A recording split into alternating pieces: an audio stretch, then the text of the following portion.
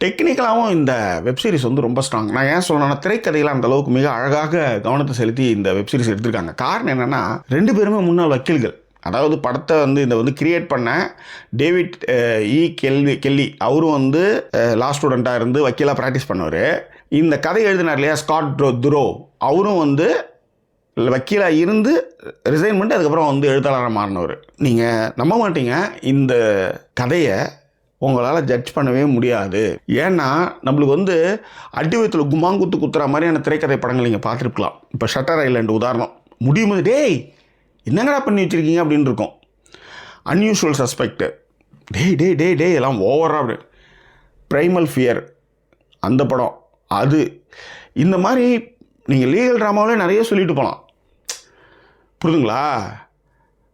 Devil's அட்வொகேட்னு ஏகப்பட்ட சொல்லிட்டு போகலாம். நீங்கள் வந்து வரிசையில் அது மாதிரி நிறைய படங்களை என்னால் சொல்ல முடியும்.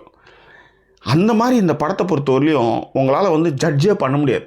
அதுக்குண்டான விஷயங்களை ரொம்ப அழகாக திரைக்கதையில் எழுதியிருக்காங்க. அதே மாதிரி வசனங்கள், அதாவது ஹஸ்பண்ட் ஒய்ஃப் 2 பேருமே அதை அக்செப்ட் பண்ணிட்டாங்க கூட சமூகத்தில் இருக்கிறவங்க அதை எப்படி பார்க்குறாங்க, அந்த குடும்பத்தை எப்படி பிரிக்கிறது ட்ரைலாம் பண்ணுறாங்கன்ற மாதிரியான விஷயங்கள் எல்லாமே ரொம்ப நல்லாவே இருந்தது.